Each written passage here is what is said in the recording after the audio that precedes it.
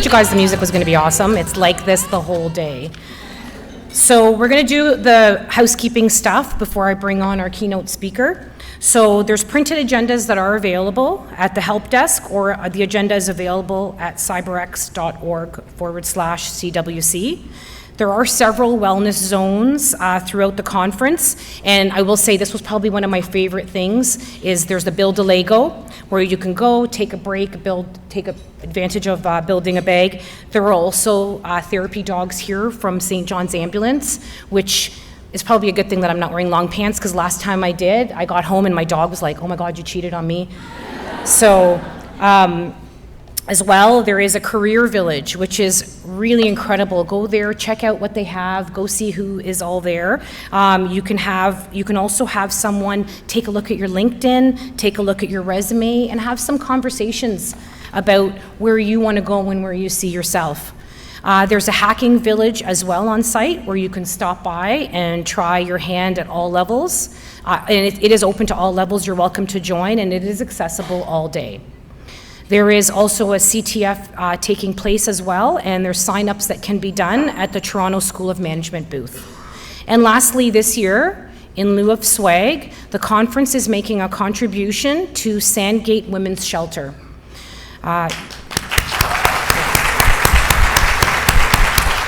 And you can learn more about their important work and their mission, and they have a booth here, so welcome to stop by. Any and all purchases from the vault will also be contributing to Sandgate, and you are also welcome to donate directly at their booth. Okay, so with that, I am going to introduce our opening keynote, Jana Odineca.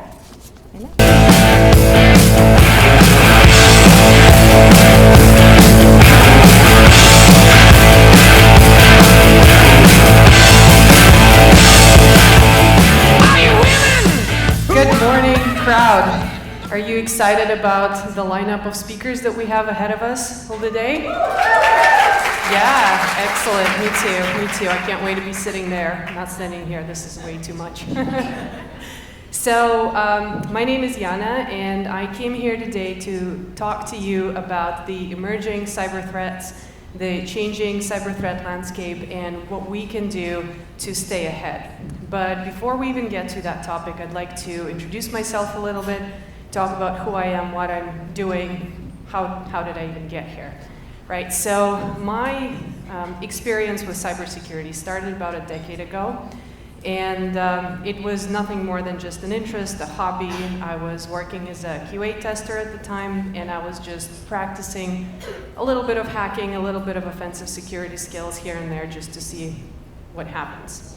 And then I found myself at a very interesting intersection of my life where I had to leave a very unfortunate and controlling relationship and found myself without a plan, without knowing what to do to go, where to go next, what to do and how to make myself successful.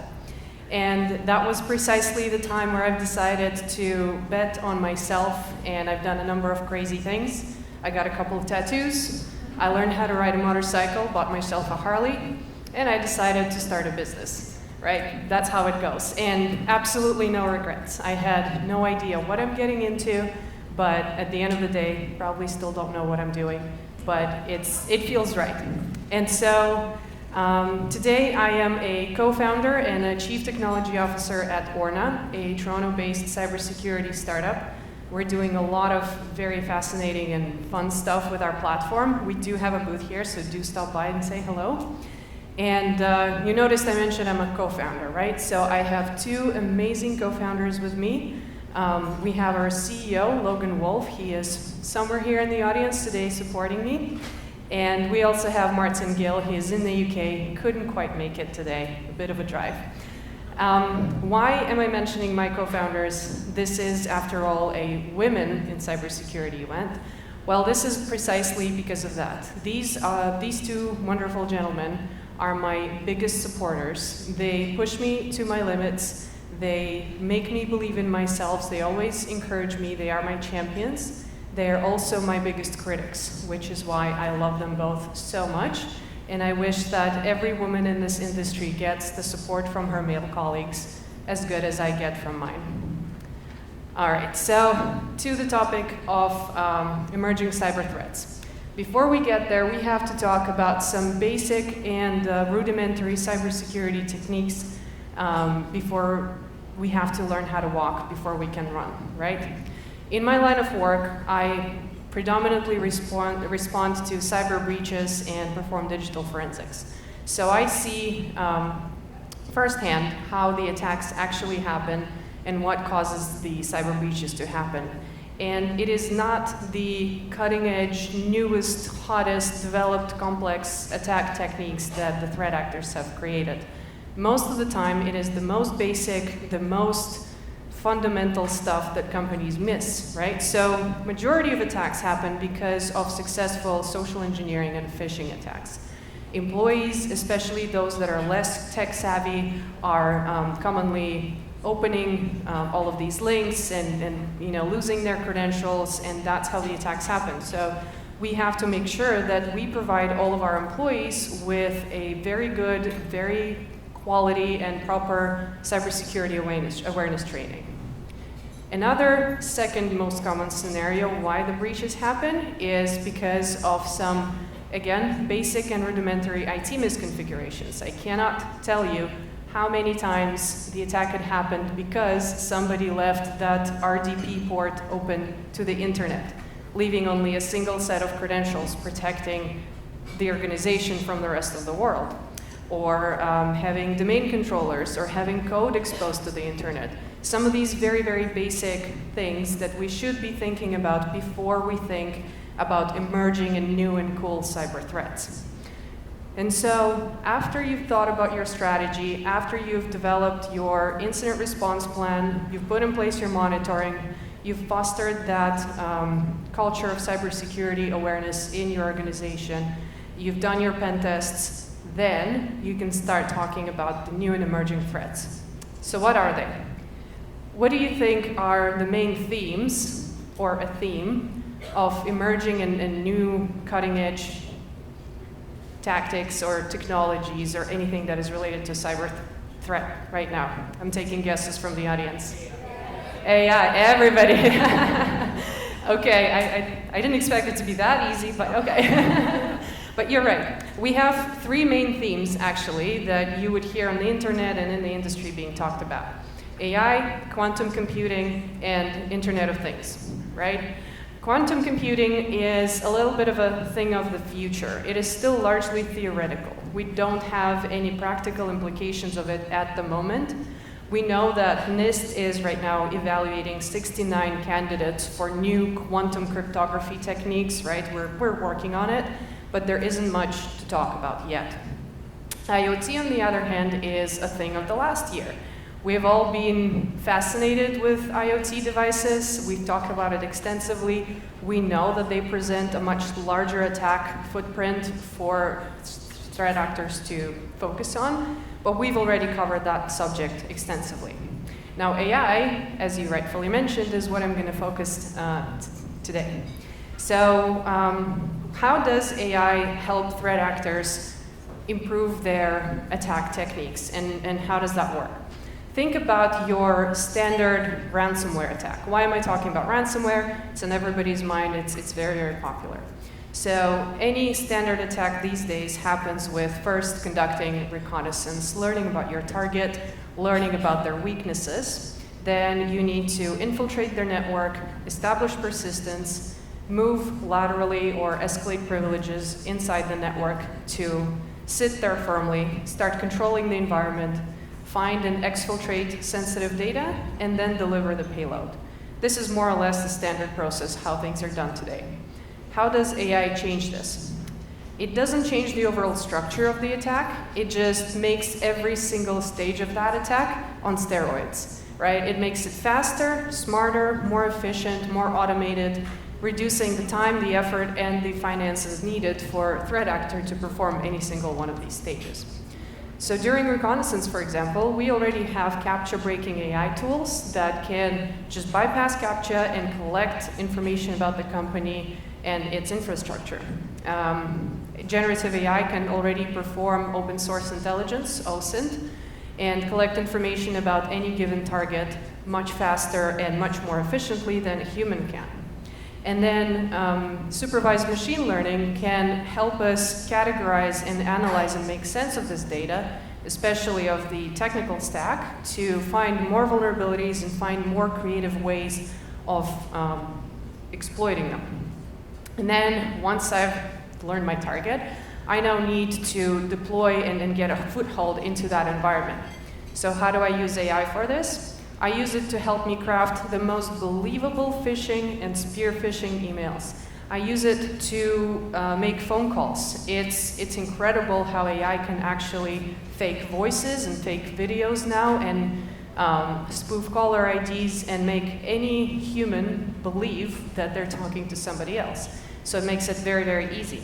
The next stage, it will help me build that website where you will land once you click on my phishing link. It will help me find domains for purchase so that I know it is the best opportunity, the best sounding domain that I can pick for my attack. Now, once I am there, AI will help me move laterally and escalate privileges. If I am on a machine, AI can scan through that machine, pick up files and documents, and provide me with the most important keywords based on that document so we can begin our password cracking.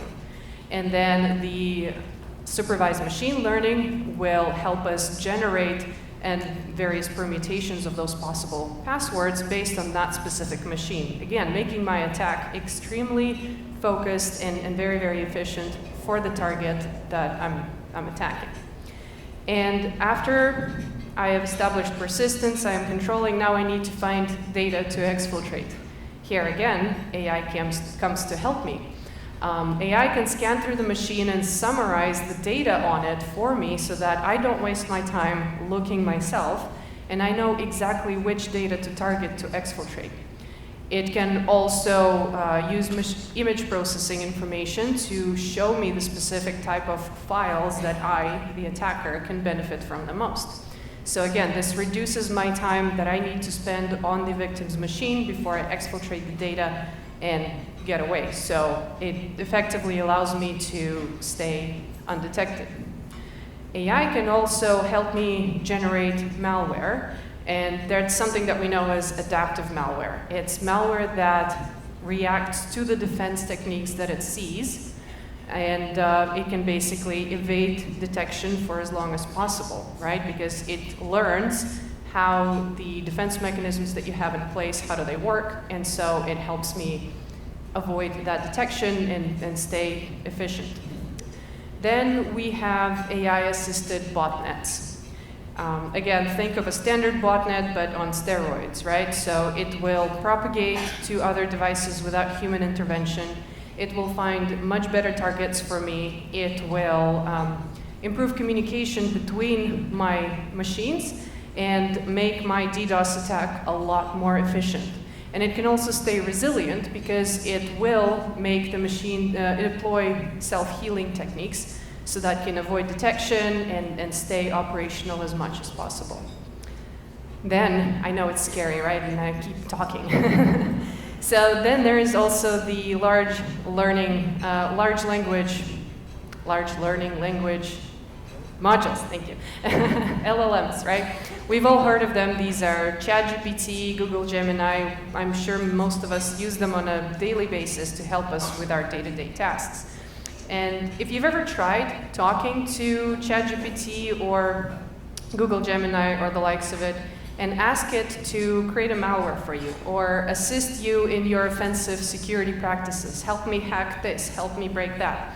ChatGPT will politely decline your request, saying it is illegal and unethical, and this is due to the restrictions that the creators of these tools have put on them. But there are also the so-called dark LLMs. These are the same language learning modules that have been created for the threat actors, by the threat actors, and being actively sold on the dark web.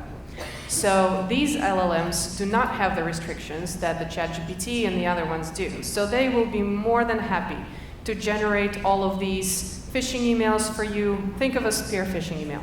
If you have to target a specific person and you're doing this manually, You're going to have to spend hours researching that person, learning their habits, learning their interests, what they've done, where they went, how do you talk to them, how to impersonate someone they know, what is the best way to attack them. That's a lot of work.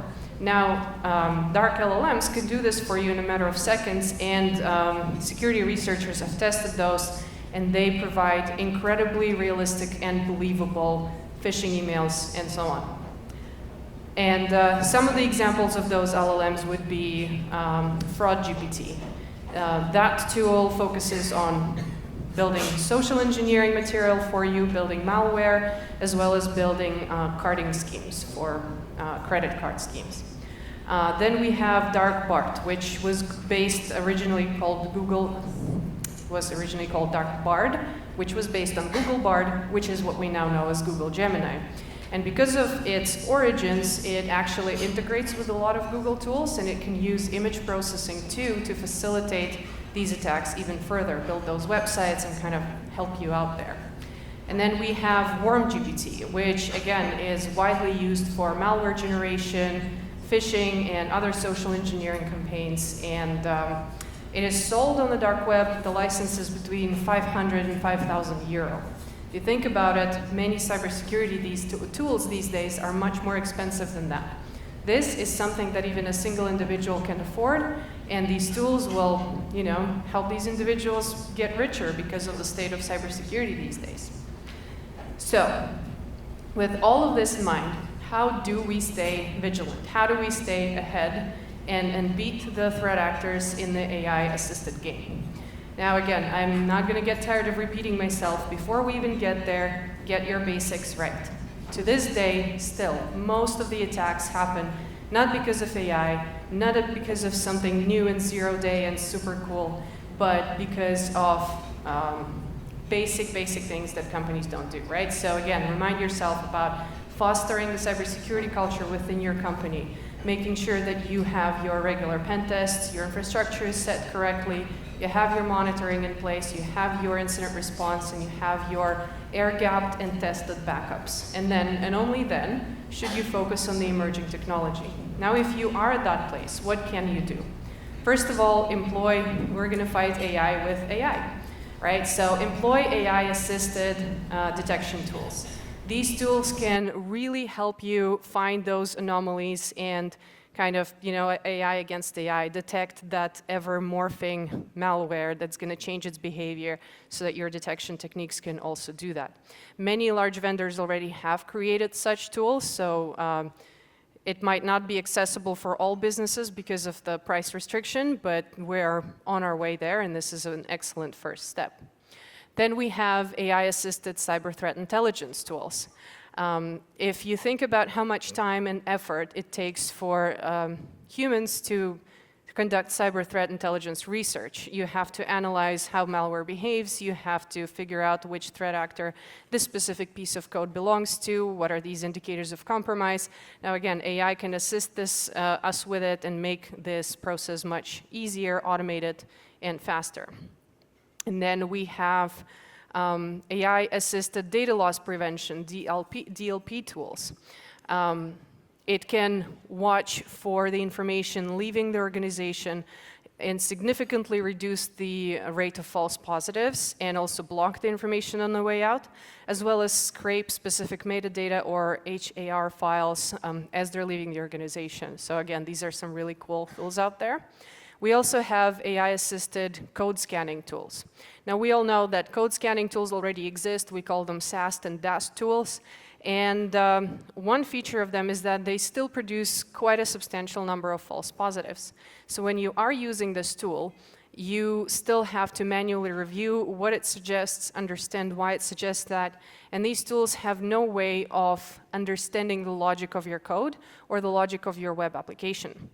AI-assisted SAST tools can do that. They work with you to understand your intent, to understand the logic of your code and the application that you're developing, and again, reduce the amount of false positives and facilitate the production of secure code faster. So I think I'm at 15 minutes now, and Thank you so much, everybody, for your warm welcome. I hope that this was at least somewhat informative, and we can all strive for a safer future. I didn't wanna lie, started to cry.